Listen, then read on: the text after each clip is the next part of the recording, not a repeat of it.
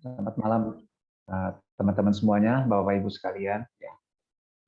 Kita berkumpul kembali malam ini. Kita mau lanjutkan beberapa minggu yang lalu kita sudah membahas tentang prinsip doa seorang Kristen ya. Jadi doa Bapa kami itu bukan mengenai doa yang demikian ya. Artinya doa Bapa kami itu bukan doa yang seperti itu lalu kita ucapkan tiap kali bertemu ya. Kayak waktu itu saya bilang, saya dari kecil karena sekolah Kristen, setiap kali mulai kelas di sekolah pagi-pagi ya pasti doa Bapa kami.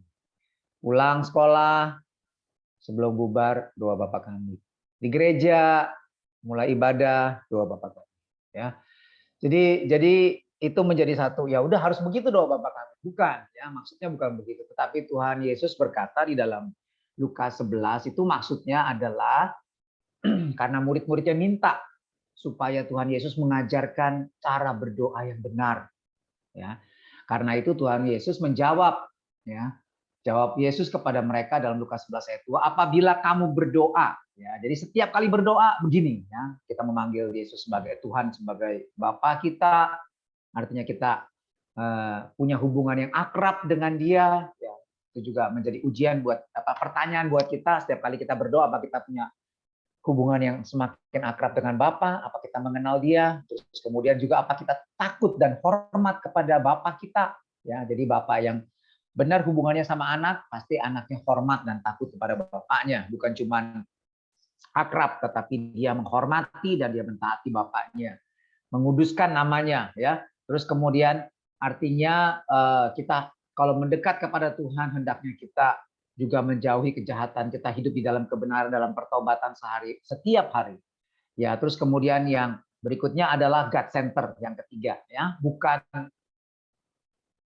kehendak kita yang jadi, tapi kehendak Tuhan. Nah, yang keempat hari ini kita akan lanjutkan adalah mengenai boleh ditayangkan, minta tolong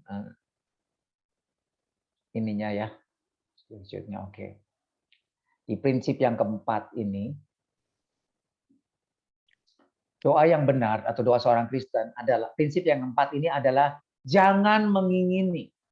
Ya, jadi dalam doa kita ini pantangannya adalah, atau doa yang benar yang pasti dijawab Tuhan adalah bukan kehendakku, tetapi kehendak Tuhan yang jadi.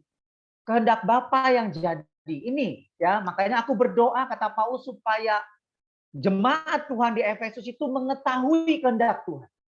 Ini penting sekali.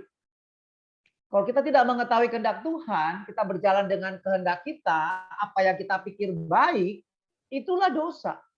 Ya, karena apa yang kita pikir baik belum tentu baik di mata Tuhan. Belum tentu benar di mata Tuhan. Contoh kayak Hawa. Ya kan, Hawa makan buah terlarang itu kan bukan karena dia punya niat yang jahat loh. Dia berkata bahwa dia lihat bahwa buah itu baik menurut kacamata dia. Tetapi dia lupa, tanda kutip, bahwa Tuhan sudah berkata jangan kamu makan. Kalau kamu makan mati, ya kan? Sama kayak Uza, ingat ya. Uza yang berniat baik, berusaha menahan supaya tabut perjanjian itu tidak jatuh ke tanah, jatuh dari gerobak itu ya. Dia pegang, dia tahan, mati dia. Menurut dia baik. Tetapi firman Tuhan sudah katakan kalau bukan imam nggak boleh sentuh tabut perjanjian. Mati, mati dia. Ya, jadi kita perlu ingat bahwa hukum yang ke-10 itu jangan mengingini. Ya. Jangan maunya kita, itulah dosa, maunya kita. Kita nggak peduli. Ya. Firman Tuhan yang penting baik menurut saya. Boleh kok, gue ngerugin orang kok. Kan gue minta begini baik. Nah, ya kan? Dan apalagi di dalam Lukas 11 ayat 9, kenapa bilang jangan mengingini? Oh, dibilang di dalam Lukas 11 ayat 9 10 dikatakan mintalah apa saja akan diberikan. Betul nggak? Coba kita baca, betul nggak? Oleh karena itu aku berkata kepadamu, Lukas 11 ayat 9, mintalah maka akan diberikan kepadamu. Carilah maka kamu akan mendapat. Ketoklah maka pintu akan dibukakan bagimu. Karena setiap orang, wow, Yang meminta menerima, dan setiap orang yang mencari mendapat, dan setiap orang yang mengetok pintunya akan dibukakan. Ya, lebih baik kalau ada yang nggak setuju, nanti kita bahas deh ya. Soalnya kalau saya buka di sini semua, nanti nggak ada pertanyaan. Ini biar ini saya kasih space di sini untuk kalau ada yang mau tanya, loh kan ini begitu. Enggak, bukan gitu maksudnya. Ya, kenapa? Karena bertentangan, nanti saya akan jelaskan. Kalau ada pertanyaan, kalau enggak ya udah terima aja ya, percaya aja lah gitu ya kalau enggak ya. Oke ya. Jadi begini, kita lihat ayat ini tidak mungkin bertentangan dengan ayat yang lain. Contoh Yakobus 4 ayat 9 ya. Dikatakan begini Yakobus 4 ayat Yakobus 4 ayat 3. Dikatakan begini. Atau kamu berdoa juga tetapi kamu tidak menerima apa-apa. Lihat. Karena kamu salah berdoa. Sebab yang kamu minta itu hendak kamu habiskan untuk memuaskan hawa nafsumu. Oh ya terang aja, hawa nafsu jahat. Bapak Ibu, hawa nafsu di sini itu lain loh sama Galatia 5 ayat 24 punya hawa nafsu katanya. Ya, hawa nafsu di dalam Galatia 5 ayat 24 itu hawa nafsu yang jahat. Saya bacakan di sini Galatia 5 ayat 24. Ya.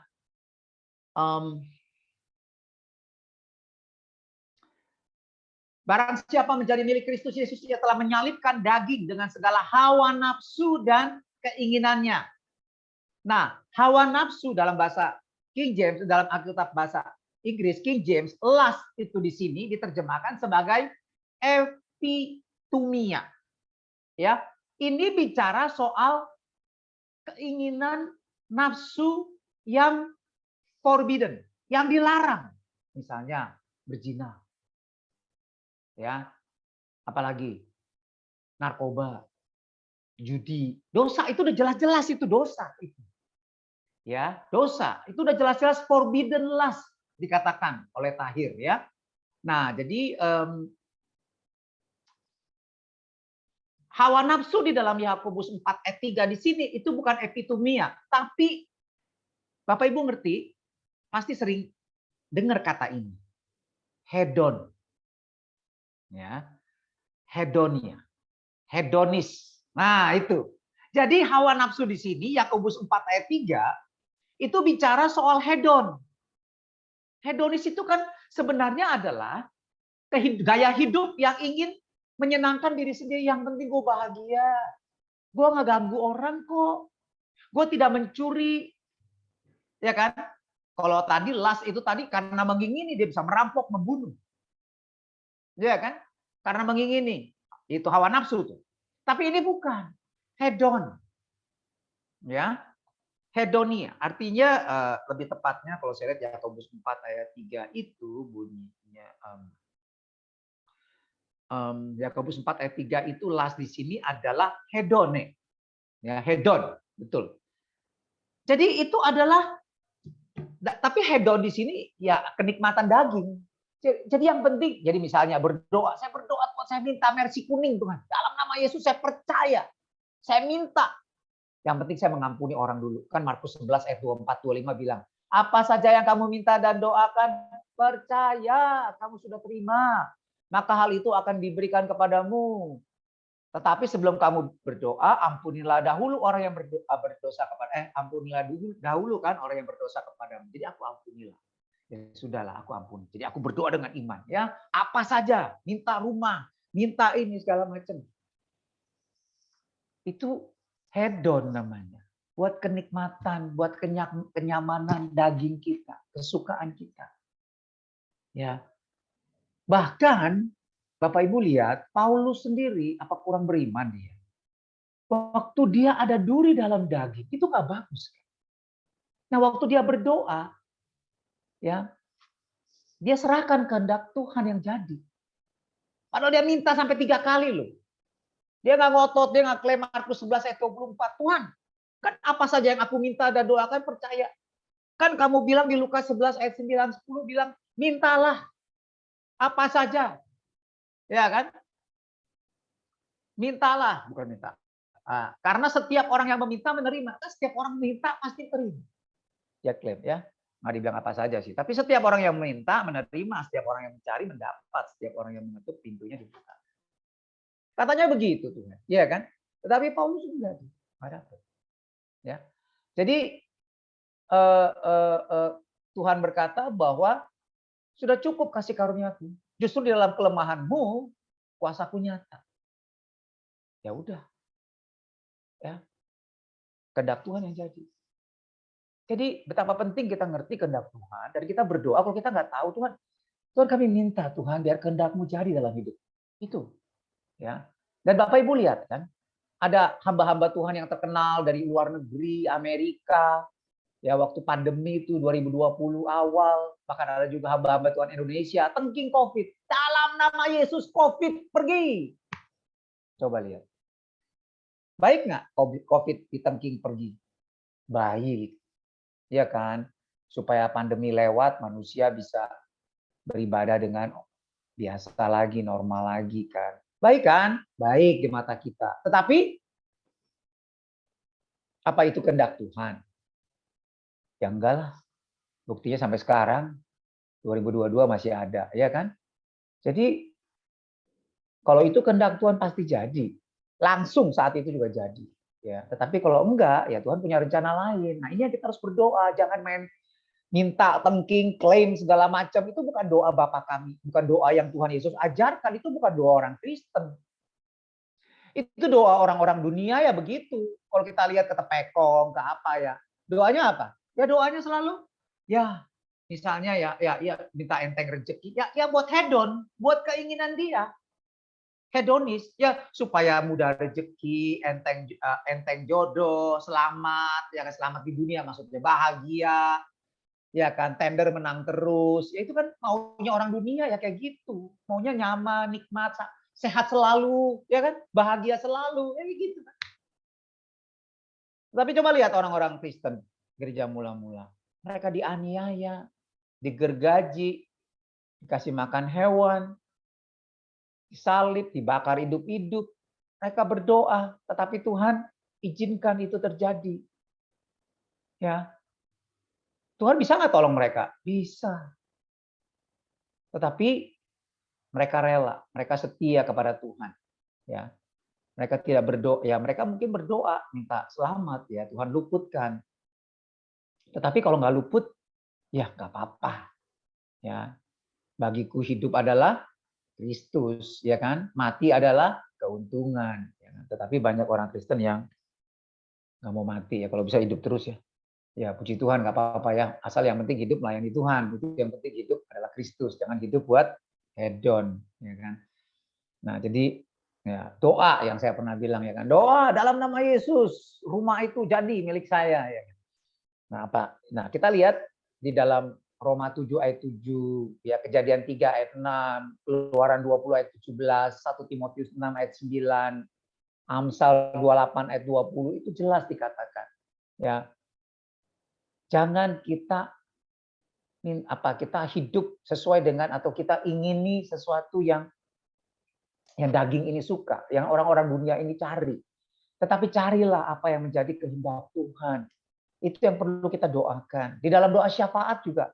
Bukan, Tuhan tolong begini, Tuhan minta Tuhan beri sejahtera Indonesia. Iya, iya. Tapi kan kita lihat bahwa firman Tuhan berkata dunia ini akan makin lama makin rusak. Dunia makin lama makin hancur. Dunia makin lama makin susah. Makanya Tuhan bilang, kita di dunia ini akan menderita. Kita nggak bisa cari bahagia di dunia, nggak bisa membahagiakan kita, memuaskan kita, nggak bisa.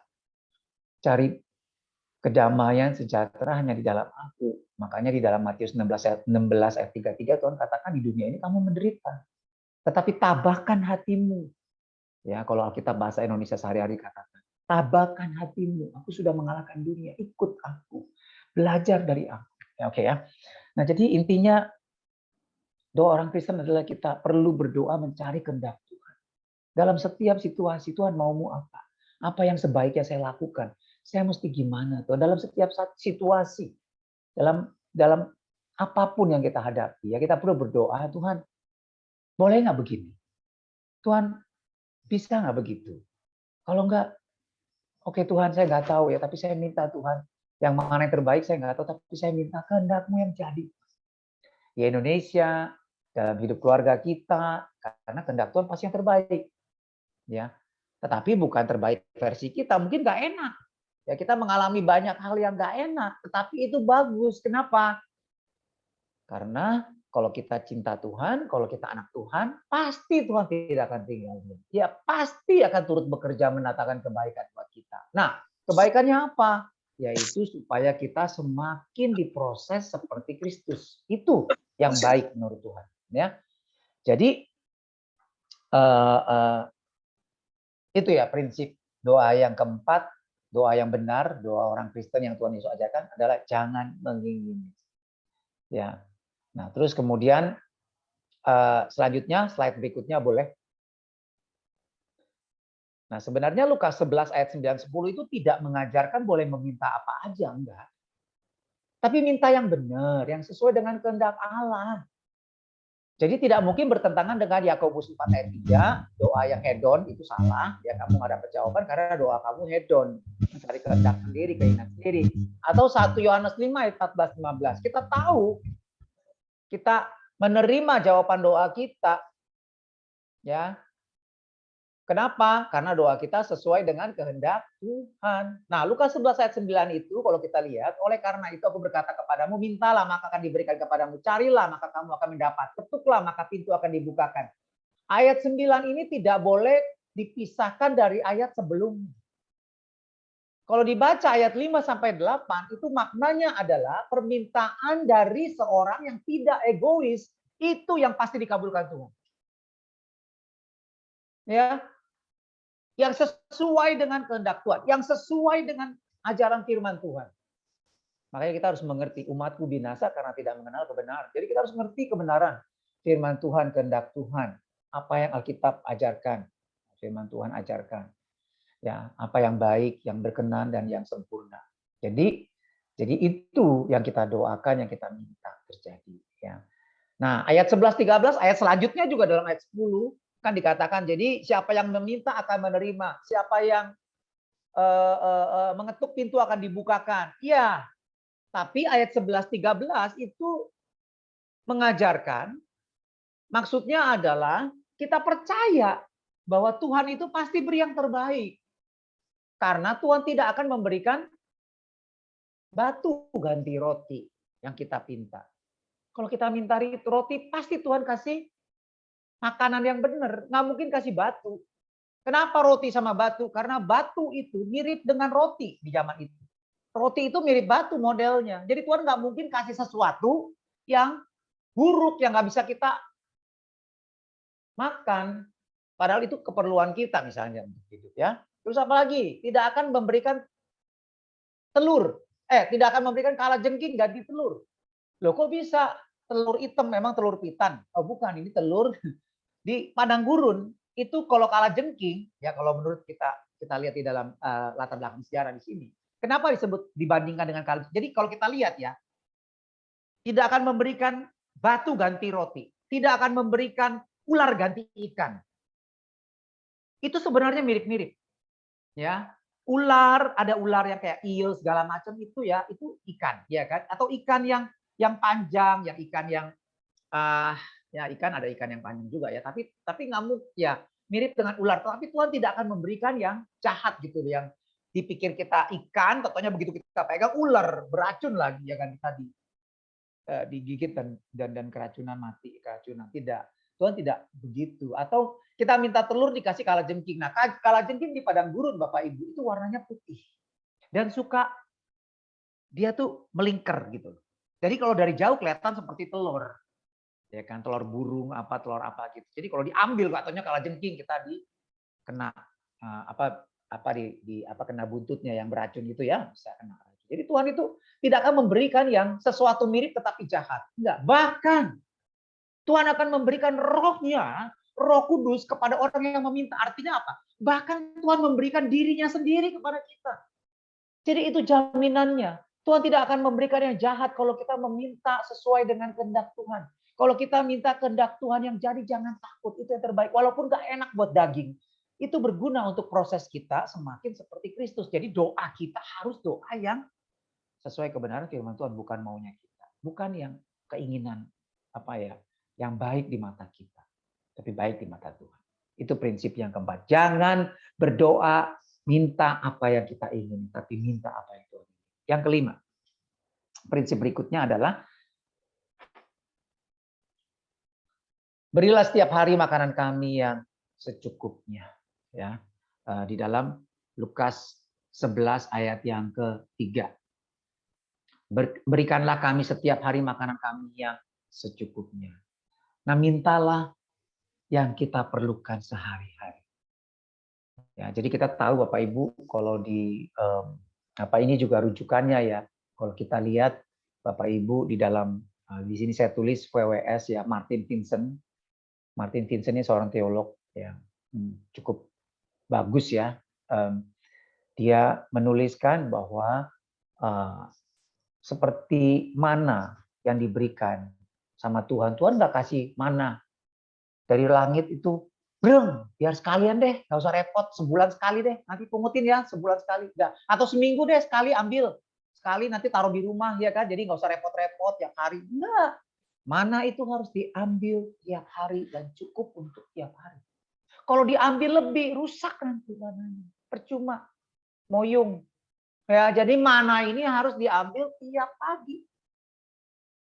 Ya, jadi artinya apa? Ini bicara soal kita perlu berharap kepada Tuhan setiap hari. Kita harus berjalan bersama dengan Tuhan setiap hari dan kita perlu makanan itu setiap hari. Ya, manusia hidup bukan hanya dari roti tapi dari setiap firman yang keluar dari mulut Allah. Kita perlu makan firman Tuhan setiap hari. Ya, nggak bisa kita makan firman Tuhan hanya seminggu waktu ibadah khotbah, udah ya untuk seminggu tuh nggak cukup Bapak Ibu. Ya, kita perlu setiap hari makanan yang segar, firman Tuhan yang segar. Jadi ini bicara soal ini hendaknya menjadi doa kita supaya tiap hari kita minta Tuhan berikan firman yang baru, yang hidup, yang segar buat kita supaya kita bisa dikuatkan sepanjang hari. Ya, ada truth encounter setiap hari. Nah, terus kemudian juga kita harus percaya akan pemeliharaan Tuhan. Bahwa ya Tuhan gak jamin kita akan kaya, tetapi Tuhan jamin bahwa anak-anaknya tidak akan kekurangan. Ya, di dalam Matius 6 ayat 25 juga dikatakan jangan khawatir akan hidupmu, akan apa yang hendak kamu makan atau minum, dan janganlah khawatir pula akan tubuhmu, akan apa yang hendak kamu pakai. Ini adalah kebutuhan yang basic. Ya, Tuhan jamin anak-anaknya tidak akan kekurangan. Daud juga berkata, dulu aku muda, sekarang aku tua, tidak pernah aku lihat anak Allah itu, anak Tuhan itu duduk meminta-minta roti, itu enggak ada. Ya. Nah, jadi Tuhan jamin anak-anaknya tidak akan kekurangan kebutuhan yang pokok. Ya. Jadi ini yang harus kita menjadi prinsip yang kelima. Berdoa, minta apa yang kita butuhkan. Basic needs, ya Tuhan pasti cukupkan. Oke. Nah, terus kemudian itu prinsip yang kelima. Prinsip yang keenam. Prinsip yang keenam adalah mengampuni. Di dalam doa kita orang Kristen harus kita mengampuni. Ya, bahkan dikatakan kalau kita mau melayani, kita ingat ada sesuatu dalam hati saudara kita sama kita harus tinggalkan mesbah, berdamai, beresin baru melayani. Sama juga dengan doa. Ya, apa saja mengampuni itu mengampuni orang yang bersalah sama kita itu merupakan hal yang harus kita lakukan karena sebagaimana Tuhan juga sudah mengampuni dosa kita sampai tuntas. Ya. Maka kita pun harus terus-menerus mengampuni orang yang bersalah kepada kita. Ya. Kepada orang-orang Kristen, ya. Jadi tidak mau mengampuni bukan hanya menjadi penghalang doa, tetapi juga membuat kita binasa, Bapak Ibu. Ya, ibaratnya itu kita yang minum racun, tapi kita berharap orang lain yang mati. Ya, kan begitu kan? Kita benci sama orang itu, biar dia orang itu mati. Jadi kita nggak mau mengampuni dia. Ada tuh saya pernah dengar tuh, ya di jemaat di Mandarin, orang ibu-ibu ya, saking keselnya sama saudaranya yang begitu jahat, biarinlah, ya. sampai mati saya tidak akan mengampuni dia. Biarin dia. Ya, loh. Dia nggak mau mengampuni sampai mati. Ya, dia berharap saudaranya itu celaka. Tapi sebenarnya dia minum racun maut. Ya, dengan tidak mau mengampuni dia justru binasa. Ya. Jadi kalau tidak mau mengampuni itu sama dengan kita minum racun, ya, tetapi berharap orang lain yang mati. Ya, itu suatu kebodohan. Jadi kita harus mengampuni. Kenapa? Karena Tuhan sudah mengampuni kita sampai tuntas. Maka kita pun juga harus begitu. Itu prinsip yang keenam. Ya, oke. Prinsip yang ketujuh adalah, nah ini, jauhkan kami dari yang jahat. Jangan membawa kami ke dalam pencobaan. Tuhan tidak pernah mencobai manusia. Ya, semua manusia itu dicobai. Jadi, Bapak Ibu mungkin pernah baca koran bahwa ada paus, ya, misalnya Paus Fransiskus nih yang ingin mengganti doa Bapa kami. Ya, jadi kok lucu ya, jangan membawa kami ke dalam pencobaan. Masa minta Tuhan supaya jangan membawa kita dalam pencobaan? Maksudnya bukan Tuhan, makanya mau diganti. Enggak, ini benar. Tetapi maksudnya di sini bukan berarti bahwa Tuhan yang giring kita dalam pencobaan, tapi maksudnya adalah supaya kita tuh dicobai oleh diri kita sendiri, keinginan kita. Kita juga jangan salahin setan. Kita hawa nafsu kita keinginan daging kita, keinginan mata, keinginan daging, keangkuhan hidup itu. Kita dicobai oleh itu. Ya. Yakobus berkata kita dicobai oleh dirinya sendiri. Pencobaan itu sifatnya netral. Ya. Jadi bukannya pencobaan itu ada yang membuat kita jadi kuat atau ujian iman gitu ya. Tapi kalau pencobaan itu membuat kita jatuh, enggak. Ujian iman itu membuat kita semakin kuat. Pencobaan membuat kita mundur, jatuh, lemah. Bukan. Kata itu sama, perasmos. Ya, sifatnya netral. Jadi sama kayak ujian. Kalau lu nggak belajar, ya fail, ulangan dapat jelek, nggak naik kelas, salah sendiri. Tapi kalau kita belajar, ujian itu justru membuat kita menjadi naik kelas. Membuat kita jadi bahagia. Pada saat kita tekun, belajar, ya kan? Akibatnya kita akan menuai. Ya, lewat ujian itu justru yang membuat kita bisa naik tingkat. Ya. Nah, jadi perasmos itu baik ujian iman, pencobaan itu sama, netral. Nah, kalau kita dikuasai kedagingan kita, keinginan mata, keinginan daging, keangkuhan hidup, ujian atau pencobaan itu akan membuat kita jatuh. Tapi pada saat kita mau melakukan apa yang benar, apa yang Tuhan kehendaki, maka waktu kita bertekun, setia, maka kita akan melewatinya dan kita akan naik. Ya, semakin mengenal Tuhan, mengenal truth encounter, mengenal kebenarannya bukan hanya sebagai satu teori, tapi sebagai satu kenyataan. Akibatnya kita mengalami love encounter, mengenal kasih Tuhan yang lebih kuat, dan kita akan mengalami power encounter. Kita menang atas dosa dan menang atas kuasa kegelapan. Ya, nah jadi tujuannya adalah maksudnya jauhkanlah, jangan membawa kami dalam percobaan itu adalah supaya Tuhan membuat kita kuat dan menang atas hawa nafsu jahat kita. Kita bisa baca di Matius 26 ayat 41, 1 Korintus 10 ayat 13, 2 Tesalonika 3 ayat 3. Nah, ini ayat yang langsung berhubungan dengan Lukas 11 ayat 4b ini. Ya, kalau kita lihat di dalam TSK Cross Reference. Oke. Yang berikutnya adalah Tuhan supaya Tuhan menjauhkan kita dari yang jahat, yaitu rencana iblis. Ya, yang ingin membuat kita murtad, binasa. Nah, itu. Ya. Nah, itu.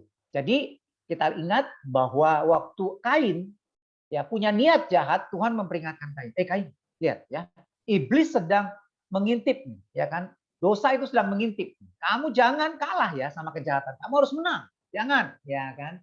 Nah, jadi itu ya. Kita harus melekat sama Tuhan. Kita minta Tuhan memberi kita kekuatan menjauhkan kita dari rencana jahat si iblis ya, supaya kita jatuh dan murtad.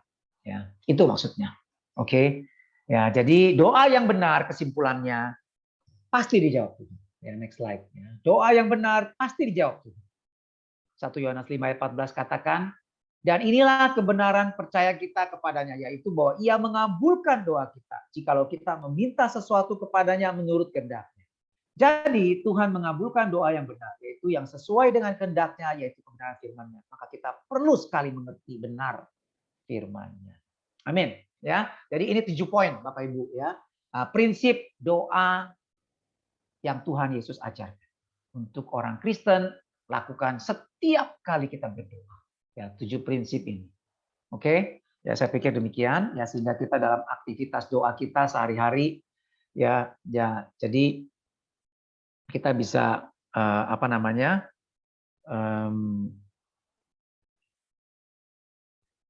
Ya selanjutnya kalau kita berdoa, kita percaya ya, dan itu sesuai dengan kehendak Tuhan, kita harus beriman, percaya bahwa kehendak Tuhan itu jadi. Kalau kita sudah berdoa, kita minta kehendak Tuhan jadi, maka apapun yang terjadi kita percaya Tuhan sedang bekerja. Tuhan sedang bekerja walaupun kita tidak melihat dia bekerja, tapi kita percaya dia sedang bekerja. Walaupun kita tidak merasakan dia bekerja, percaya dia sedang bekerja. Nah, itu namanya iman. Ya, maka kita akan melihat benar-benar apa yang Tuhan kehendaki jadi nyata dalam hidup kita. Doa kita akan dijawab Tuhan. Amin. Memberkati. Oke, terima kasih Pak David. Menarik sekali nih pembahasan kita, lanjut dari dari yang 2 minggu lalu ya. Iya, kira ya. Oke. Nah, ya. Ini ada yang langsung bertanya nih, Ada yang resen itu gimana tuh resen? Oke, bentar kita tanya dulu Pak Herianto, mau ada yang ditanyakan atau bagaimana?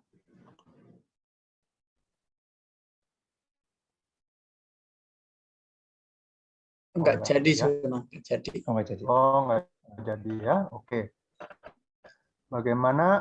Saya bacain aja yang pertanyaannya Mas lewat chat ya. Bapak Ibu kalau ada yang mau bertanya silahkan tulis di chat ya, supaya kita bisa tanyakan kepada David. Nah, ini bagaimana menurut Pak David 1 Tawarik 4 ayat 10 mengenai doa Yabes? Bagus. Apakah boleh berdoa seperti itu? Kiranya Engkau memberkati aku berlimpah-limpah dan memperluas daerahku. Ya, jadi gini Bapak Ibu, makanya ya kita harus lihat perjanji Alkitab itu, perjanjian lama dari kacamata perjanjian baru. Sangat berbahaya kita membaca perjanjian lama dari kacamata perjanjian lama. Itu yang bahaya. Jadi kalau kita melihat semua yang ada di perjanjian lama terpisah dari perjanjian baru, maka kita akan seperti Markionisme yang menganggap bahwa Tuhan itu, Tuhan perjanjian lama beda sama Tuhan perjanjian baru. Tuhan perjanjian lama Tuhan yang kejam, Tuhan perjanjian baru Tuhan yang penuh kasih karunia, lemah lembut, baik, sabar. Ya, kita akan lihatnya berbeda. Nah, terus kemudian konsep damai sejahtera di dalam perjanjian lama dengan perjanjian baru itu juga berbeda. Contoh, shalom itu dalam Septuaginta itu diterjemahkan dalam bahasa Yunani Irene. Jadi di dalam perjanjian baru semua kata damai sejahtera itu diterjemahkan dari kata Irene. Nah, kata damai sejahtera kalau dalam Alkitab sebaliknya yang suka Ibu Rita Wahyu pakai perjanjian baru dalam bahasa Ibrani, kata Irene itu damai sejahtera diterjemahkan sebagai shalom. Nah, shalom di dalam perjanjian baru dengan shalom dalam perjanjian lama itu beda konteksnya. Perjanjian lama itu konteksnya selalu jasmani. Apa? Kaya. Apa? Sehat. Apa? Gemuk. Apa? Senang, bahagia, damai, aman, itu. Tetapi Irene enggak. Sekalipun. Nah ini. Menderita aniaya, susah. Tetapi ada sukacita, ada damai, ada ketenangan. Ya, lain ya, Irana. Ya, jadi lebih ke arah apa namanya ya? Orang Yunani ada bahasa Yunani namanya hedonisme, itu lawannya adalah eudaimon. Eudaimon itu adalah sukacita yang spiritual, yang rohani, walaupun di tengah kemiskinan. Tapi dia bisa merasakan sukacita.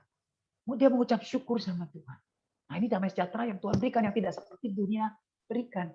Kalau dunia berikan itu dia harus kaya, dia harus sehat. Begitu nggak kaya, bisa bunuh diri itu. Kalah judi, bunuh diri itu. Ya kan? Jadi Kita lihat kan ada artis yang karena kesulitan ekonomi apa segala macam bunuh diri. Ya kan? Jadi itulah dunia, ya. Nah, Bapak Ibu, shalom itu begitu di dalam perjanjian lama. Nah, dan karena pandangan di dalam PL itu nggak jelas mengenai kehidupan setelah kematian. Tidak ada. Tidak ada neraka yang kekal itu cuma Daniel, ya. Tetapi konsep di dalam perjanjian lama tentang the next life itu adalah Sheol. Sheol. Jadi kalau Bapak Ibu dibaca di dalam kisah raja-raja, ya kan? Kitab raja-raja lah segala Samuel itu. Raja-raja yang meninggal, yang mati, itu selalu mau jahat, mau baik, mereka kemudian mati dan dikumpulkan bersama dengan nenek moyang mereka. Loh, bingung nggak? Yang benar raja yang baik, ya oke dikumpulkan dengan nenek moyang mereka. Yang jahat juga dikumpulkan. Kok dikumpulnya bareng? Nah, makanya Bapak Ibu kalau sekarang dengar khotbahnya rabi-rabi Yahudi, mereka, saya ada rekamannya ya sampai hari ini. Mereka itu mengajarkan nanti itu tidak ada surga dan neraka. Itu konsep Kristen surga neraka menurut mereka. Ya. Jadi waktu kita mati, menurut konsep Yahudi nih, PL nih, kita akan dikumpulkan di satu tempat Sheol namanya, ya, alam baka, alam maut, situ. Lalu menunggu apa? Menunggu Mesias datang. Nah, begitu Mesias datang, mereka akan bangkit hidup, bahagia bersama dengan Mesias, memerintah. Nah, jadi kalau ada orang jahat gimana kayak Hitler? Nah ini, di dalam ajaran Yahudi itu ada semacam purgatori. Jadi lamanya paling lama itu setahun. Jadi Hitler tuh paling lama tuh setahun di purgatori. Di situ dicuci di setrap, didisiplin ya supaya bertobat, supaya mereka mengenal akhirnya bisa masuk ke Sheol. Api penyucian ya kalau ya, api ya. penyucian, transisi di situ ya. Begitu ajaran mereka sampai hari ini.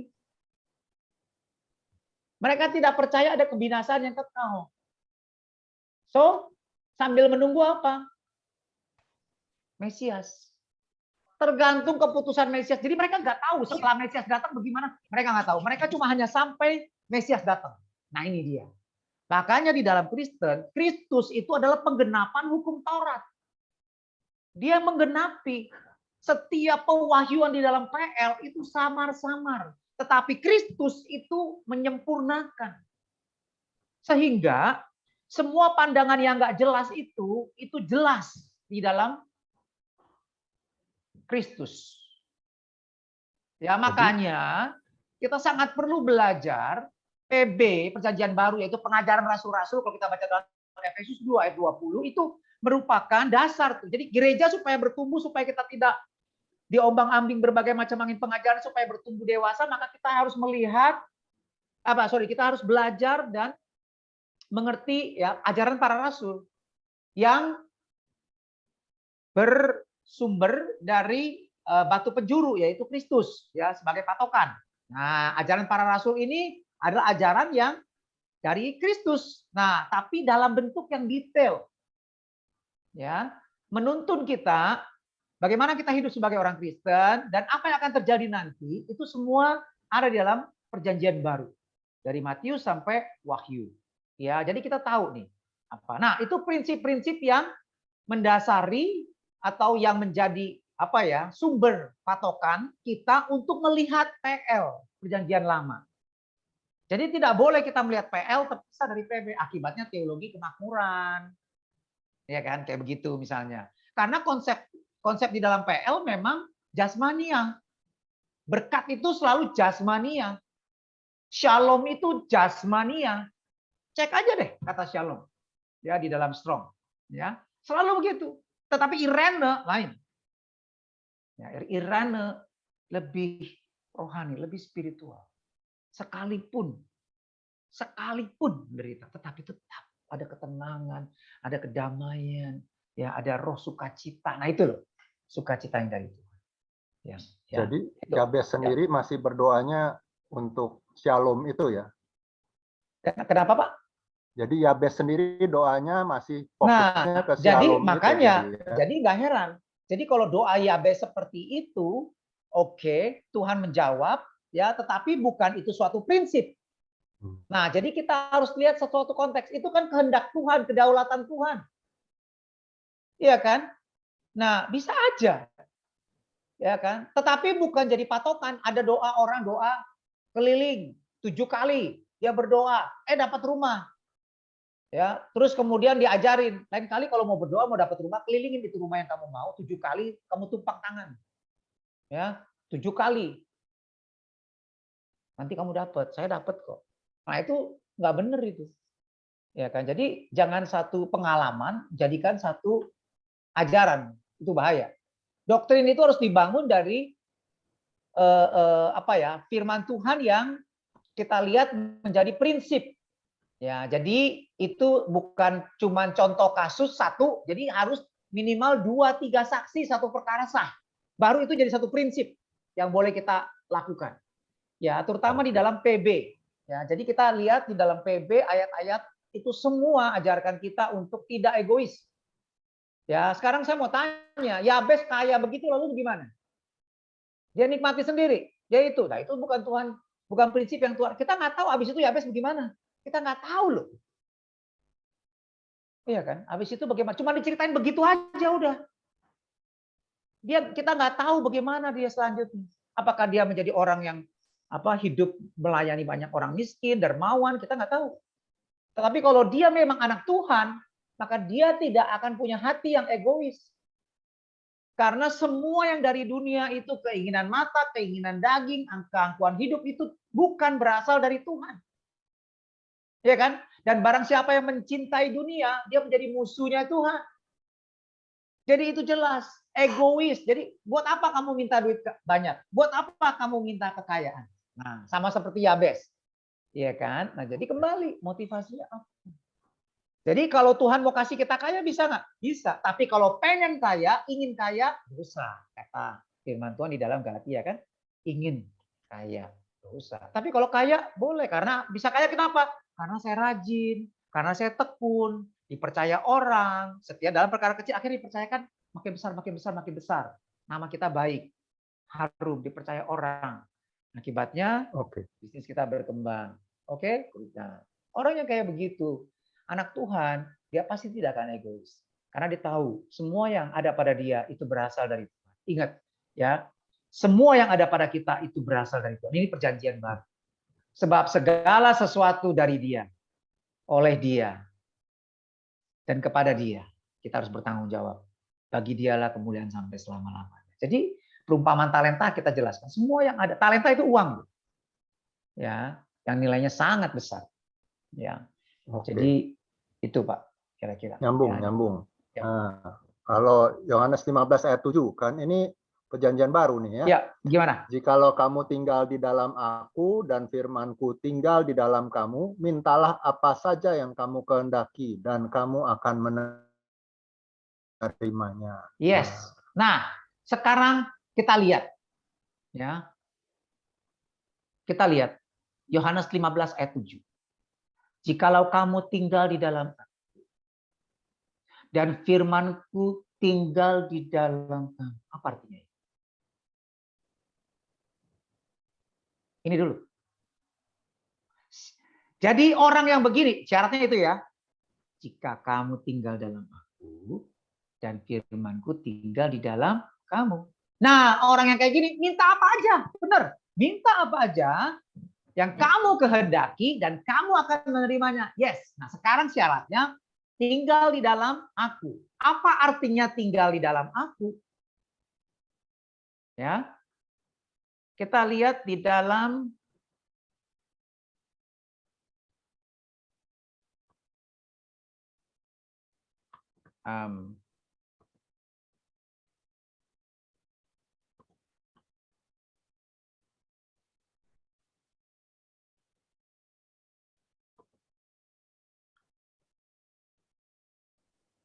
apa Apa artinya, sorry tadi mana? Yohanes 15 ayat 7 ya. Apa Ya. artinya tinggal di dalam aku? Ya, jadi barang siapa yang berkata dia ada di dalam Yesus, dia wajib hidup sama seperti Yesus hidup. 1 Yohanes 2 ayat 6. Barang siapa mengatakan bahwa dia ada di dalam dia wajib hidup sama seperti Kristus hidup. Jadi artinya orang yang Yohanes 15 ayat 7 tadi itu adalah orang yang hidupnya sama seperti Yesus hidup. Ya kan? Tinggal di dalam aku. Dan firmanku tinggal di dalam dia. Artinya apa? Dia tahu kebenaran firman Tuhan. Nah, firman Tuhan ajarkan.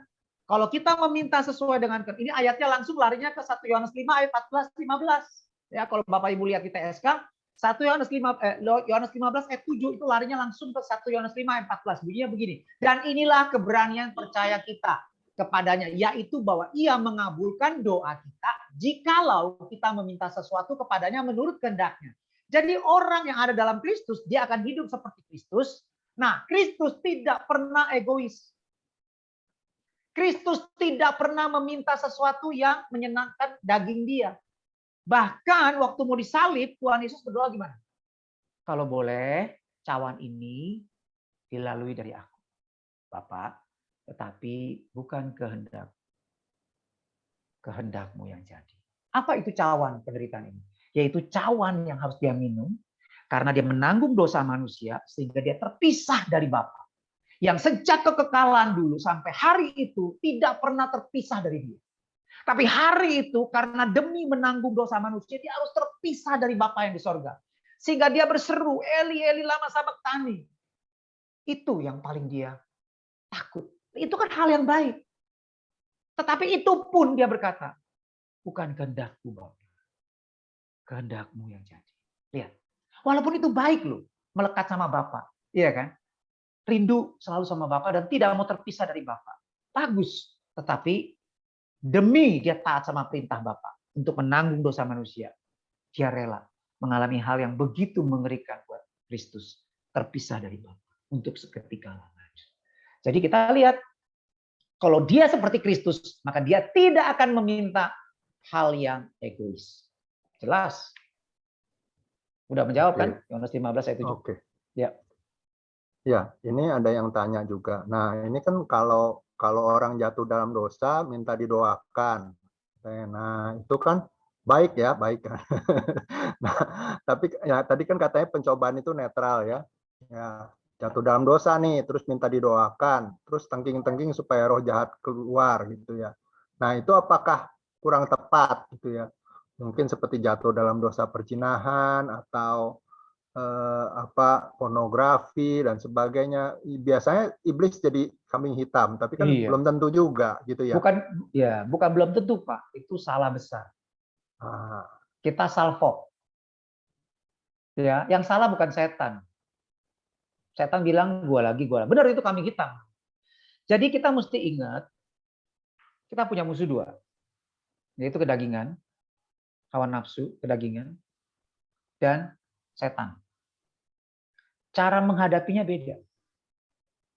Kalau setan, lawan dia dengan iman yang teguh. Usir dalam nama Yesus. Tunduk sama Allah, lawanlah setan. Maka dia akan lari dari kamu. Ingat ya, setan yang lari dari kita. Betul nggak? Ya, bukan kita yang lari dari setan ya. Setan yang lari dari kita. Tetapi untuk hawa nafsu terbalik, Bapak Ibu. Bukan kita tengking hawa nafsu, justru kita yang lari dari hawa nafsu. Kita yang lari dari hawa nafsu. Nah, kalau kita nggak lari dalam hawa nafsu, kita tengking. Lihat film atau lihat apalah ya, yang ada perempuan yang cuma pakai bikini. Mata melotot terus, dalam nama Yesus. Aku tolak roh cabul, dalam nama Yesus. Itu namanya dia nggak ngerti kebenaran. Dia salah. Ya, itu hawa nafsu. Jadi dia nggak boleh tengking. Percuma. Dia mesti apa? Lari. Flee.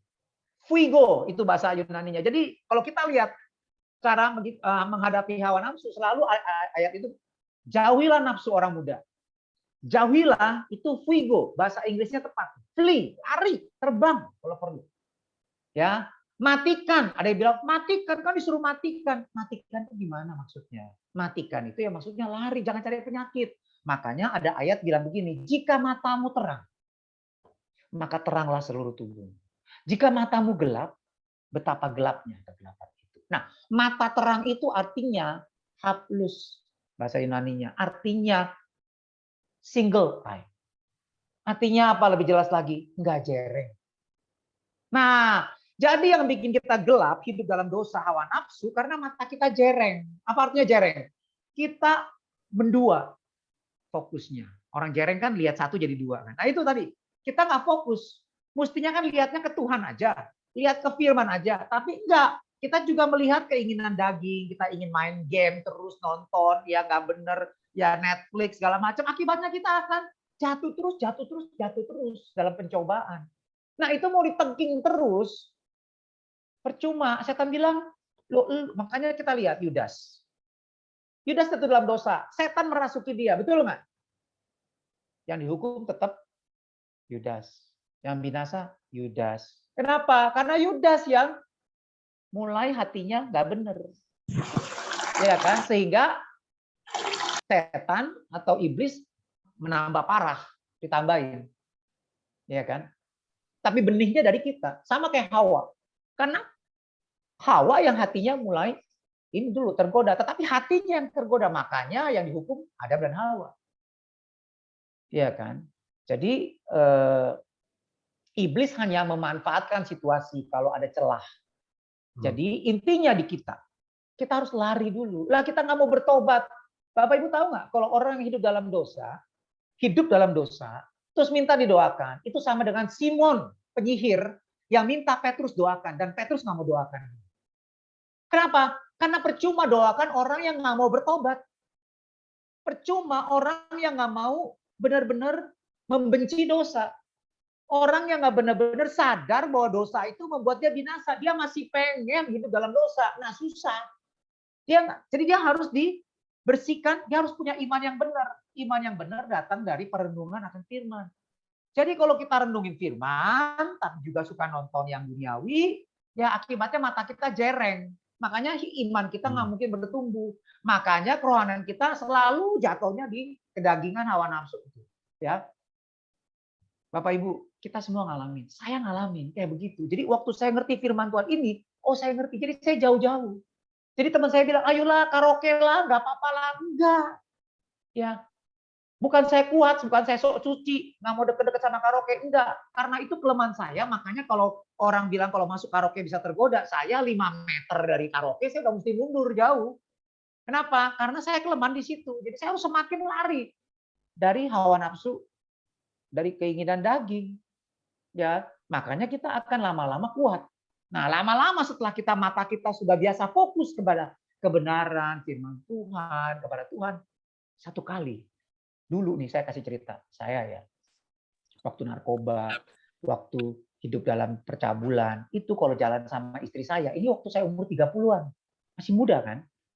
Ya kan 32 lah, tahun 99 itu ya, 30-an. Nah, itu saya kan lagi udah parno, udah pakai narkoba, terus percabulan gitu kan. Itu kalau jalan sama istri, lihat cewek yang seksi gitu, mata saya tuh bisa kayak di iklan gitu loh. Waduh, bisa lupa gitu. Masa saya bisa kayak kena hipnotis gitu. Gak tau malu lagi ya kan. Nah, itu kayak begitu. Tapi waktu saya bertobat, saya nggak pelepasan, tapi waktu saya ngerti kebenaran firman Tuhan, waktu saya bertobat, Tuhan mengalami kebaikan Tuhan, truth encounter, love encounter, power encounter. Nah, power encounter itu Bapak Ibu tahu. Power encounter itu bukan hanya usir setan keluar. Gila, didoain mental. Waduh, itu power encounter. Yes, tetapi power encounter yang lebih kuat adalah menang atas dosa. Kalau benar Kristus sudah mati bagi kita, kalau kita milik Kristus, Galatia 5 ayat 24, katakan kita sudah menyalibkan daging dengan segala hawa nafsu kita. Kita akan benar-benar lari dari hawa nafsu. Dan Bapak Ibu tahu, satu kali setelah saya beres gitu ya, berapa tahun kemudian, saya lagi fitness, di Celebrity Fitness. Saya lagi olahraga, lagi lari, kan itu banyak layar-layar TV tuh, TV. Nah, pas di depan saya tuh atau sebelah kiri, karena pokoknya dekat depan saya itu ada TV yang Fashion TV. Lagi pas acara lingerie tahu ya, pakaian dalam wanita gitu loh. Jadi artis apa tuh modelnya kan yang kayak begitu semua kan seksi. Saya lagi lari kan kelihatan. Kalau zaman dulu waktu saya masih dalam kegelapan itu mata saya langsung kayak udah mau melompat keluar, langsung wah udah fokus, udah nggak bisa digoyang lagi, udah ke situ pikiran udah kotor. Tetapi saya kaget waktu pada saat itu saya lihat itu biasa. Tapi jangan dipelototin lagi, udah tahu begitu, udah ya, udah saya langsung buang pergi, saya langsung pergi ya. Tapi saya di situ mulai sadar, Tuhan, waduh, saya udah nggak kayak dulu lagi ya. Puji Tuhan. Saya udah nggak kayak dulu, kayak mata saya tuh kayak udah ketancap di situ, udah nggak bisa bergeser lagi, ya kan? Dan semakin porno, semakin rusak. Tapi saat itu saya sadar ada power encounter dalam hidup saya. Tapi jangan, kebal ya, coba sekali lagi nonton lagi, coba lihat lagi. Nggak apa-apa lu, coba lamaan dikit, ya hancur, jatuh lagi ya kan? Karena itu tadi kita harus lari, jangan, waduh kayak kayak Yusuf kan, tante Potifar, galang nama Yesus. Nggak apa-apa, nggak berasa, nggak apa-apa. Terus nggak bisa, hancur Yusuf juga. Makanya Yusuf lari, ya kan? Benar, itu yang benar, lari. Ya, jadi jangan minta didoakan, Bapak Ibu, bertobat. Ya, mata jangan jereng lagi, mata yang fokus, lihat yang benar. Ya, jangan nonton film bisa 1 jam, 2 jam baca Alkitab cuma 15 menit. Ya nggak heran lah. Ya mau didoain sama siapa juga sama aja balik lagi. Kenapa? Karena kita nggak bertobat, kita membenci dosa, kita masih cinta sama dosa. Orang yang cinta sama dosa, dia jadi musuhnya Tuhan, dia memusuhi Tuhan. Orang yang memusuhi Tuhan, kan tokong moyung, diusir juga dia nggak bisa, harus bertobat. Oke ya, gitu ya. Ya, jadi doanya salah ya, jadi itu termasuk Iya, doa salah yang berdoa, salah ya. yang nggak dijawab lah. Ya kan Oke. mau didoain sama siapa juga sama aja. Oke. Nah, pertanyaan nih, Matius 7 ayat 7. Mintalah maka akan diberikan kepadamu. Carilah maka kamu akan mendapat. Ketoklah maka pintu akan dibukakan. Mohon penjelasan ayat Oke, firman jadi Tuhan. gini ya. Matius 7 ayat 7 ini sebenarnya paralel dengan Lukas. Tadi 11 ayat 9. Itu paralel. Ya. Lukas itu detail. Makanya kalau kita lihat ini kita akan apa namanya? Jadi gini, Matius sama Lukas bedanya gini. Matius kronologisnya bagus, Lukas kronologisnya kurang bagus, tetapi detail. Seperti yang dikatakan di dalam Lukas 1 ayat 1. Dia bilang begini, Theophilus yang mulia, banyak orang yang telah berusaha menyusun suatu berita tentang peristiwa-peristiwa yang telah terjadi di antara kita orang Kristen, yaitu tentang Kristus. Seperti yang disampaikan kepada kita oleh mereka yang dari semula adalah saksi mata dan pelayan firman.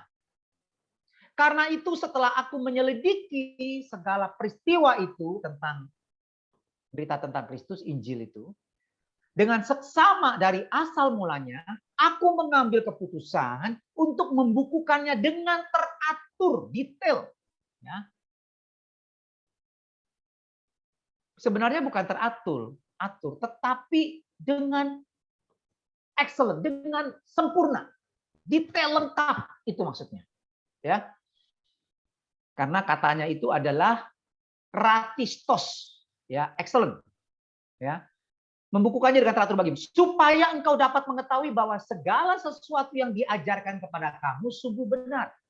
Oke, itulah Lukas. Nah, makanya kita lihat ayat yang paralel di dalam Matius 7 ayat 7, yaitu Lukas 11 ayat saya bukain boleh nggak ini? Apa namanya? Share screen boleh? Boleh. Boleh Bisa, ya. Saya share screen, kita lihat di dalam apa namanya? Eastward ya, biar jelas ya.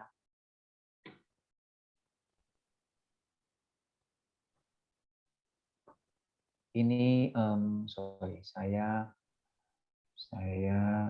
share screen.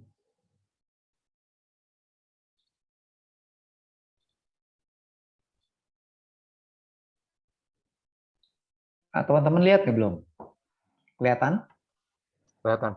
Kelihatan ya. Oke, kita lihat di dalam Lukas 11 ini paralel tadi Matius 3 ayat 7 ya.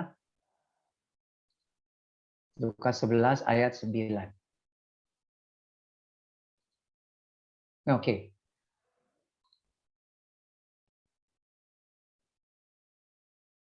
Bapak Ibu lihat ya. Lukas 11 ayat 9. Ini kelihatan nggak nih? Kelihatan nggak? Besar nggak? Cukup besar nggak? Cukup besar? Kelihatan ya, Pak? Kelihatan Pak. Oke, Kelihatan. Lukas 11 ayat 9 ya. Ini Bapak Ibu lihat TSK cross reference ya di sebelah sini ya, sebelah kanan ya. Nah, Bapak Ibu lihat di sini larinya tuh ke Matius 7 ayat 7 ayat 8 tadi. Mintalah maka kalian akan menerima, carilah maka kalian akan mendapat ya. Nah, oke, sorry ini udah pakai TB deh ya. Nah, ini Matius 7 ayat 7 sampai 8 yang tadi ditanya, ya kan? Mintalah maka akan diberikan kepadamu, carilah maka kamu akan mendapat, ketuklah maka pintu akan dibuka. Nah, ini ayatnya paralelnya ke sini. Tapi saya ambil dari sini karena sama kan? Oleh karena itu aku berkata kepada mintalah maka akan diberikan kepadamu. Carilah maka kamu akan mendapat. Ketuklah maka pintu akan dibuka. Karena setiap orang yang meminta menerima dan setiap orang yang mencari akan mendapat. Sama ya? Sama Matius 7 ayat 8 ayat 7 ayat 8 ya. Ini juga nih. Lukas ya. Tadi mana nih? Pencet tadi. Iya nih. Back dulu, back. Nah, Lukas 11 ya. Nah, jadi lihat Bapak Ibu ya, larinya ke situ jadi sama. Nah, Bapak Ibu mesti lihat ayat ini ada cerita sebelumnya. Karena dimulai dengan oleh karena itu aku berkata kepadamu mintalah maka akan diberi. Oleh karena itu yang mana? Sini. Nah, coba lihat ceritanya. Ceritanya adalah ayat yang ke-5. Lalu katanya kepada mereka, Tuhan Yesus kepada mereka, jika seorang di antara kamu ada pada tengah malam, pergi ke rumah seorang sahabatnya dan berkata kepadanya, saudara, pinjamkanlah kepadaku 3 roti. Sebab, kenapa dia pinjam? Bukan buat diri dia sendiri. Sebab seorang sahabatku yang sedang berada dalam perjalanan singgah ke rumahku. Dan aku tidak mempunyai apa-apa untuk dihidangkan kepadanya. Masakan ia yang ada dalam rumah itu akan menjawab, jangan ganggu aku. Pintu sudah tertutup. Aku dan anak-anak sudah tidur. Aku tidak dapat bangun dan memberikannya kepada saudara. Aku berkata kepadamu, sekalipun ia tidak mau bangun dan memberikannya kepadanya karena orang itu adalah sahabatnya. Namun karena sikapnya yang tidak malu itu, ia akan bangun juga dan memberikan kepadanya apa yang diperlukannya. Oleh karena itu, jadi karena ini. Jadi permintaannya tidak egois. Jadi bukan buat diri dia sendiri, dia mengganggu tetangganya. Minta dengan tidak tahu malu. Nah, jadi kalau tetangganya itu aja yang tadinya nggak mau bangun aja kasih karena nggak mau diganggu, apalagi Bapakmu yang di sorga. Ya, ketuklah maka pintu akan dibukakan bagimu. Yang minta yang benar, yang baik, yang perlu, yang sesuai dengan kehendak Tuhan. Maka Tuhan akan berikan yang terbaik, yang sesuai dengan kehendaknya. Karena apa? Ini alasannya. Ya, pakai gar di sini. Gar ini langsung ayat 10 ini berhubungan dengan ayat 9. Ya. Nah, jadi setiap orang yang meminta menerima. Setiap orang yang mencari mendapat. Setiap orang yang mengetuk pintunya dibuka. Tapi siapa itu setiap orang yang meminta? Yaitu yang meminta seperti yang di atas, tidak egois. Ya, bukan minta untuk dirinya sendiri tapi minta untuk sahabatnya. Karena kasih, tidak egois. Ya, prinsipnya itu. Makanya dibilang apa? Kasih itu tidak mementingkan diri sendiri, kasih itu sabar, kasih itu rela, ya kan? Sabar menanti tidak sombong, ya kan? Percaya segala sesuatu, mengharapkan segala sesuatu. Kasih itu begitu. Tidak egois intinya. Nah, terus kemudian ayat 11, Bapak manakah di antara kamu jika anaknya minta ikan padanya akan memberi ular, ya kan? Sesuatu yang mirip ganti ikan. Atau jika ia minta telur akan memberikan kepadanya kalajengking. Jika jadi kesimpulannya, ini kesimpulannya dari tadi tuh Lukas 11 ayat 9 dan 10. Kesimpulannya ini Bapak Ibu. Jadi jika kamu yang jahat aja tahu memberikan pemberian yang baik kepada anak-anak.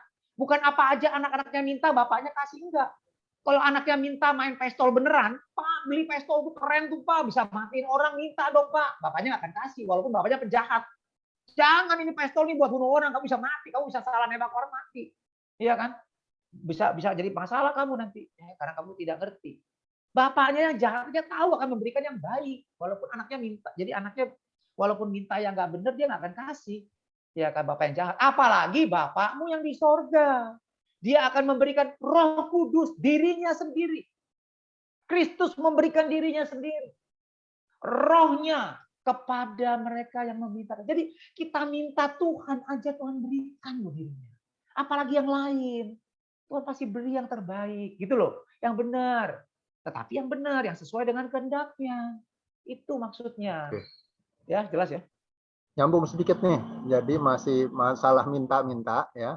Mm-mm. Filipi 4 ayat 6. Janganlah Yes. hendaknya kamu khawatir tentang apapun Yes. juga, tapi nyatakanlah dalam segala hal keinginanmu kepada Allah Ya. dalam doa dan permohonan dengan ucapan syukur. Ya. Filipi 4 ayat 6. Oke. Ya. Jadi kita lihat dari ayat yang, jadi kalau baca tuh jangan cuma di sini ya. Ini namanya kalau kita ini comot doang ayat sini terpisah dari ayat-ayat sebelumnya, kita akan nggak lihat konteksnya. Ya. Jadi kita lihat dulu. Ya. Dikatakan begini. Nah, dari depan ya. Ini perikopnya nih ya. Ini adalah ya penutup ya. Jadi di sini Paulus menasehati beberapa pekerja di sana ya, di Filipi. Ya, terus kemudian ayat 4 ini pesannya mulai. Bersukacitalah senantiasa dalam Tuhan. Sekali lagi kukatakan, bersukacitalah. Hendaklah kebaikan hatimu diketahui semua orang. Benar-benar. Kalau hati kamu pura-pura, ya bukan pamer-pamer kebaikan, tetapi benar-benar baik. Sehingga orang melihat, aduh kamu tuh luar biasa loh. Ya, artinya dia baik terus, makanya satu hari akan kelihatan. Tapi kalau udah baik, Tuhan, gue udah baik nih, sebulan gue baik, tapi orang gak lihat, itu namanya bukan baik beneran, itu namanya ada maunya, ya ada udang di balik. Apa tuh? Ya, kayak ya. Jadi intinya bahwa itu nggak tulus namanya. Tapi kalau tulus, dia baik beneran, satu hari pasti kelihatan orang. Nah itu maksudnya ya. Hendaklah kebaikan hatimu diketahui semua orang. Tuhan sudah dekat, hari penghakimannya. Ya, Tuhan sudah dekat, bukan soal hari kiamat, tetapi Tuhan sudah semakin dekat. Jadi janganlah hendaknya kamu khawatir karena Tuhan sudah dekat nih. Janganlah hendaknya kamu khawatir tentang apapun juga, tetapi nyatakanlah dalam segala hal keinginanmu. Ya. Nah, jadi dalam doa kepada Allah, dalam permohonan dan ucapan syukur, damai sejahtera Allah yang melampaui segala akan memelihara hatimu dan pikiranmu dalam Kristus. Ingat, dalam Kristus Yesus. Di dalam Kristus tidak ada egois, tidak ada mementingkan diri sendiri. Karena Tuhan Yesus perintahkan, perintah yang terutama, kasihlah Tuhan Allahmu dengan segenap hati, segenap jiwa, akal budi, kekuatan, dan kasihlah sama seperti dirimu sendiri. Tidak akan egois. Egois itu daging, itu musuhnya Tuhan. Mementingkan diri sendiri. Hedonis, hedon tadi itu ya, jelas. Jadi kita harus lihat. Jadi ini adalah ya kebaikan hati. Jadi menderita itu. Kalau kebaikan, kadang-kadang orang salah paham sama kita. Alah itu mah cari muka, itu mah apa? Pencitraan. Nggak apa-apa, terusin aja. Ya kan? Terusin. Jangan, aduh kenapa kamu jadi begini sekarang? Pendiam, sedih, nggak dulu lagi aktif melayani. Ah capek, orang selalu anggap saya pencitraan. Loh, emang kamu pencitraan? Enggak, ya kalau gitu kenapa diam? Terusin dong. Jangan peduli apa kata orang. Kan kamu mau melayani bukan karena supaya dipuji orang. Supaya, ya karena kamu, bukan supaya, tapi kamu melayani karena kamu sudah diselamatkan Tuhan. Karena kamu milik Tuhan. Karena segala sesuatu yang ada pada kamu berasal dari Tuhan. Dan harus kamu pertanggungjawabkan kepada Tuhan. Karena itu kamu melayani dia kan? Bukan karena supaya dipuji orang. Itu lihat lagi, itu esensinya. Ya, nah jadi ingat, jadi hendaknya kamu khawatir, jangan khawatir. Jadi karena Tuhan sudah mau datang, hari-hari penghakiman itu sudah mendekat, hari kematian kita sudah semakin dekat. Jangan khawatir, jangan takut tentang apapun juga yang dicari oleh bangsa-bangsa dunia, ya kan? Apa? Itu tadi kekayaan lah, kenyamanan lah, kenikmatan dunia lah. Jangan. Aduh kok susah ya, udah perpuluhan udah kasih terus kok. Aduh katanya nggak ada belalang pelahap, belalang pelompat. Ini apa? Bukan belalang pelahap lagi, ini mah bulldozer. Ya kan, ini mah abis ini nih. Disikat semua ya kan, kena pandemi ini bisnis gua nih. Hancur. Ya kan. Nah itu namanya bukan hati yang baik itu, ada maunya tuh, kasih perpuluhan tujuannya supaya harta yang 90% aman. Niatnya nggak benar, bukan karena mengucap syukur, karena mengasihi Tuhan, ya kan? Tapi tujuannya egois. Dia akan kasih perpuluhan kayak kasih uang jago, kasih uang preman, ya kan? Kalau kita nggak kasih uang preman, nanti toko kita banyak dikerjain orang. Tapi kasih uang preman lah, supaya aman toko kita. Nah itu prinsipnya. Ya kasih perpuluhan supaya aman. Jangan ada belalang-belalang. Jadi emang Tuhan preman apa? Ya itu tadi mentalitas dunia itu. Ya kasih perpuluhan supaya aman. Begitu nggak aman, loh kan aku sudah kasih perpuluhan Tuhan. Kok harta gue tetap habis? Wah Tuhan nggak bener nih. Ya kan? Nah itu tadi mentalitas duniawi. Ya melayani, memberikan persembahan supaya hartanya aman, supaya makin mengalami berkat Tuhan, ya kan? Berlipat kali ganda kalau perlu 100 kali lipat, ya kan? Bukan karena nggak boleh, itu salah, itu duniawi. Yang kita harusnya memberi persembahan melayani karena apa? Karena Tuhan sudah selamatkan saya. Karena Tuhan sudah memberikan saya hidup yang kekal. Jadikan saya anaknya. Saya sampah.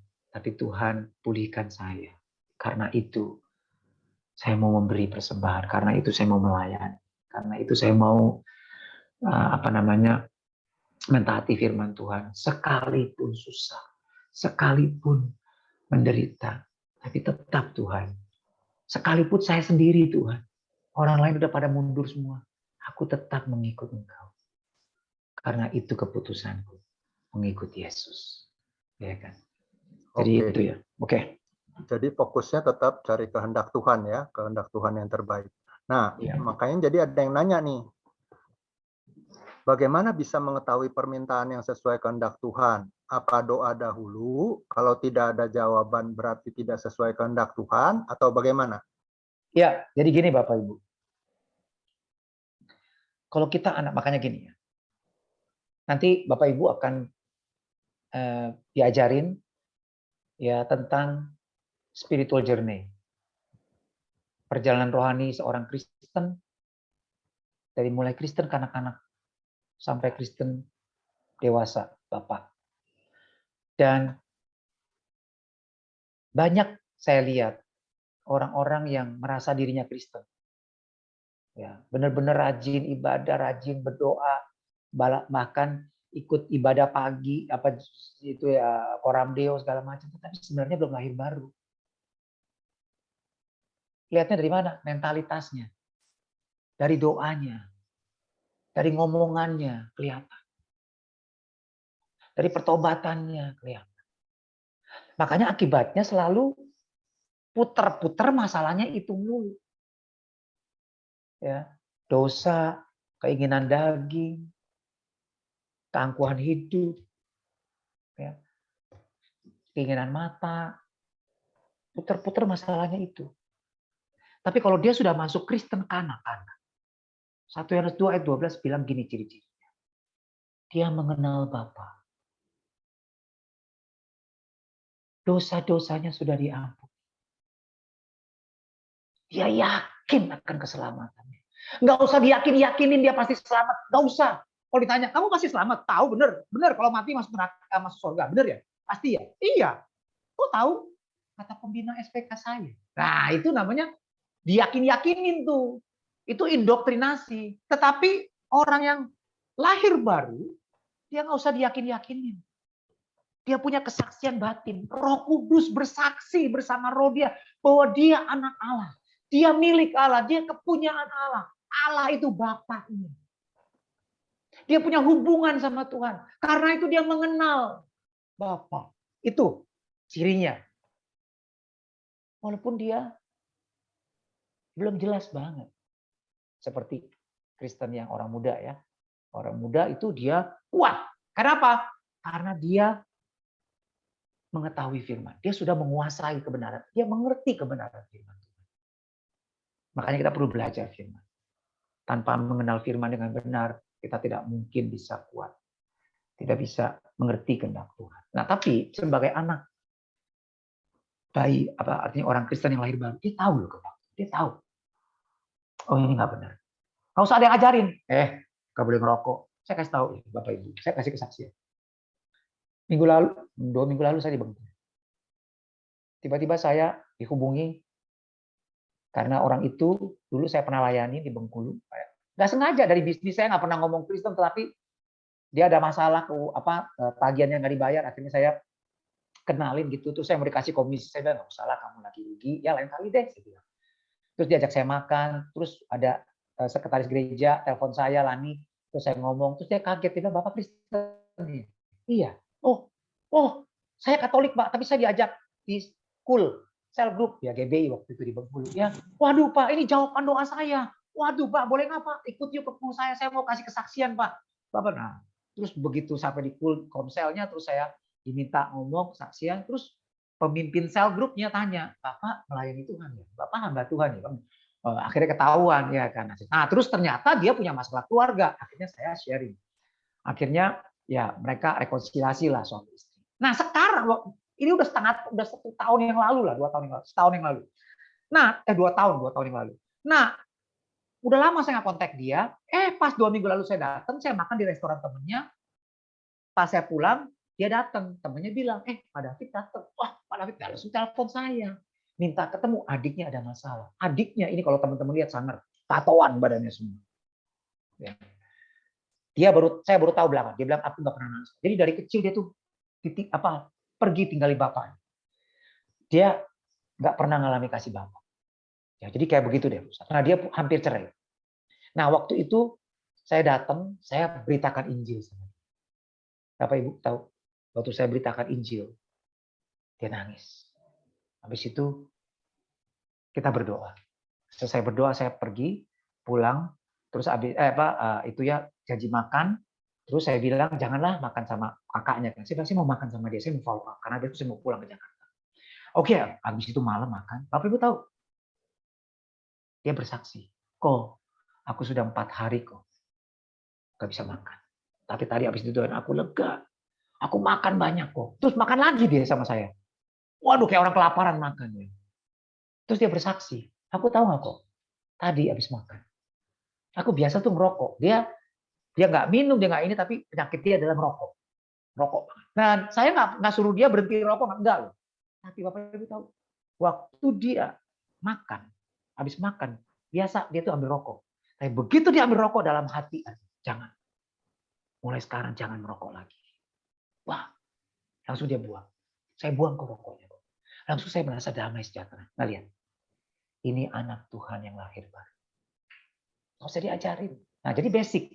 Jadi kalau kita ada, jadi sebenarnya kita akan tahu. Hati kita tahu kok. Kalau kita anak Tuhan, kita akan tahu mana yang baik, mana yang berkenan kepada Tuhan, dan mana yang sempurna. Nah, kalau itu baik, nggak egois, nggak hedon, ya boleh minta. Kalau itu memuliakan Tuhan, jadi patokannya begini. Paulus berkata, semuanya boleh, tetapi apakah semuanya berguna? Apakah semuanya membangun iman? Nah, apakah permintaan kita itu berguna? Membangun iman, memuliakan Tuhan. Itu ukurannya. Baik. Berkenan sama Tuhan. Ya, jadi itu patokan. Oke. Tidak egois ya gitu, Pak. Oke, Pak David. Waktunya sudah habis, Pak David. Jadi memang supaya sebentar lagi kita bisa masuk ke breakout room ya. Iya, ya. Thank you Pak David. Jadi memang kita banyak dicerahkan hari-hari ini. Jadi betul-betul kita mau cari kehendak Tuhan dan berdoa berdoa minta supaya kehendak Tuhan yang terbaik itu yang terjadi buat hidup kita ya. Oke. Oke, ini ada pertanyaan lagi nih sekalian. Bagaimana dengan Petrus yang bertanya kepada Kristus bahwa dia sudah meninggalkan segala sesuatu untuk mengikut Kristus dan apa yang dia peroleh, tetapi Kristus memberikan jawabannya bahwa Petrus akan menerima 100 kali lipat. Yes. Nah, saya mau tanya. Petrus terima 100 kali lipat dalam bentuk apa? Lihat kehidupannya. Lihat sejarahnya. Lihat baca di Alkitab. Bapak Ibu tahu waktu dia tulis 2 Petrus itu dia nggak lama mati. Itu sekitar tahun 65 Masehi. 60-65 Masehi. Sama dengan waktu kematiannya Paulus dekat-dekatan di zaman Nero. Ya. Paulus mati dipancung karena dia warga negara Roma walaupun keturunan Yahudi. Petrus keturunan Yahudi, makanya hukuman matinya disalib. Tapi dia minta disalib terbalik. Saya mau tanya, Dia hidup dari mana? Baca Alkitab. Kaya nggak Petrus? Baca Alkitab. Kita akan tahu. Lihat sejarah Alkitab. Dia nggak kaya. Rumahnya aja sewa. Ya, dia pergi, dia full timer, dia rasul, jemaat yang ongkosin. Dia punya saudara banyak, 100 kali lipat. Ya. Dan nanti saya prepare khotbah buat Paskah. Ya. Judulnya Yesus Sejarah adalah Yesus Iman. Nah ini sebenarnya istilah untuk melawan orang-orang Kristen yang liberal. Ya liberal yang nggak percaya Yesus sejarah adalah Yesus Iman. Nah di situ saya kutip sejarawan Romawi dan Yunani yang bukan Kristen, ya Lucian itu dia mengutip kehidupan orang Kristen. Wow, mereka tuh ya nggak egois, mereka saling mengasihi, saling melayani, hidup semua milik bersama. Itu saudara-saudara. Jadi itu loh, ya mereka hidup seperti itu. Jadi mereka punya itu tadi milik bersama. Ya Paulus berkata, ya kamu kaya, aku miskin. Ya biarinlah aku miskin supaya kamu itu kaya. Aku memperkaya banyak orang. Tapi dia miskin, tapi dia bisa memperkaya banyak orang. Dalam arti rohani. Makanya kita harus lihat konteksnya apa. Ya. Oke, jadi ini. Jadi kembali ya. Bapak Ibu jangan comot-comot ayat, kita lihat konteksnya. Di dalam perjanjian baru. Doa itu dan doa Bapa kami itu jelas, bukan doa yang egois. Maka jangan. Ya. Dan itu ciri orang yang justru kalau sudah dia mengenal hati Bapa, dia sudah lahir baru, dia akan berasa, iya ya nggak benar. Dia nggak akan mati-matian ngotot, boleh kan klaim yang minta dalam nama Yesus. Markus, makanya kutip aja Markus 11 ayat 24. Ya kan? Enggak. Ya. Kita nggak boleh cuma comot ayat itu, lihat yang benar konteksnya secara luas. Ya, contoh-contoh yang lebih luas lagi. Ya, oke. Saya pikir itu dulu Pak. Cukup ya. Oke. Ya. Saya kembalikan ke Mas Untung langsung, Mas Untung. Oke, Pak David. Pas terakhir adalah internetnya pada putus-putus. Pas menjelang akhir. Iya. Iya.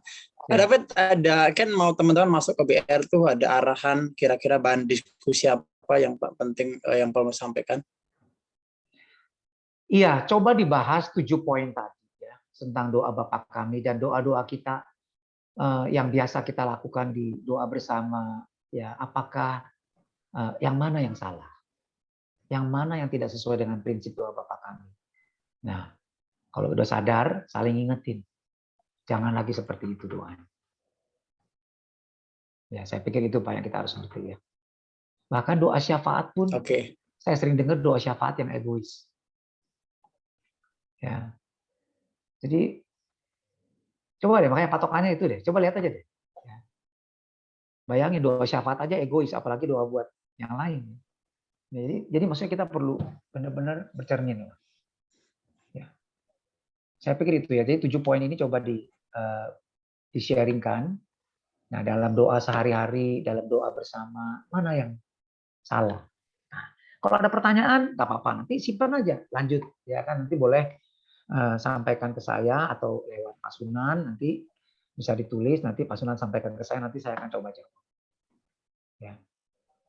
Sesuai dengan referensi ayat-ayat Alkitab yang lain yang mendukung. Ya. Saya pikir gitu, Pak. Jadi sharing 7 poin. Oke, Pak David. Makasih ya Pak ya. Sama-sama Pak. Oke, Pak Sunan makasih. Ya, Oke, teman-teman bisa langsung masuk ke BR masing-masing sesuai kompak dan komselnya. Silahkan.